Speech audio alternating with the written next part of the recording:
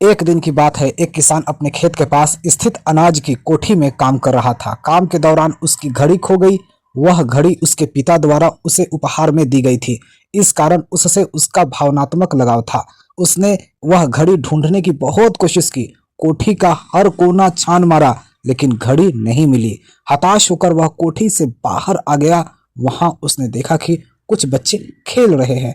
उसने बच्चों को पास बुलाकर उन्हें अपने पिता की घड़ी खोजने का काम सौंपा। घड़ी ढूंढ निकालने वाले को इनाम देने की घोषणा भी की।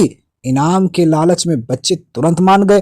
कोठी के अंदर जाकर बच्चे घड़ी की खोज में लग गए। इधर उधर यहाँ वहां हर जगह खोजने पर भी घड़ी नहीं मिल पाई। बच्चे थक गए और उन्होंने हार मान ली। किसान ने अब घड़ी मिलने की आस खो दी। बच्चों के जाने के बाद वह कोठी में उदास बैठा था। तभी एक बच्चा वापस आया और किसान से बोला कि वह एक बार फिर से घड़ी ढूंढने की कोशिश करना चाहता था।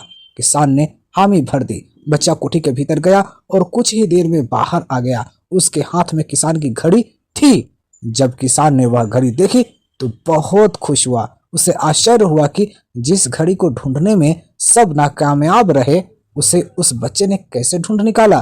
पूछने पर बच्चे ने बताया कि कोठी के भीतर जाकर वह चुपचाप एक जगह खड़ा हो गया और सुनने लगा। शांति से उसे घड़ी की टिक टिक की आवाज सुनाई पड़ी और उस आवाज की दिशा में खोजने पर उसे वह घड़ी मिल गई।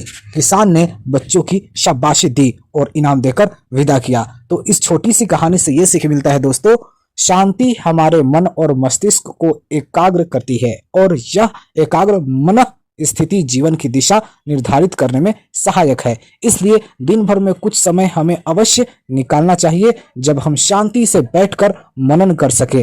अन्यथा शोरगुल भरी इस दुनिया में हम उलझकर रह जाएंगे। हम कभी ना खुद को जान पाएंगे ना अपने मन को। बस दुनिया की भीड़ चाल में चलते चले जाएंगे।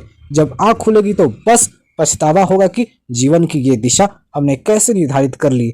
हम चाहते तो कुछ और थे, जबकि वास्तव में हमने तो वही किया जो दुनिया ने कहा।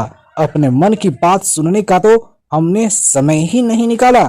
जय हिंद, जय भारत।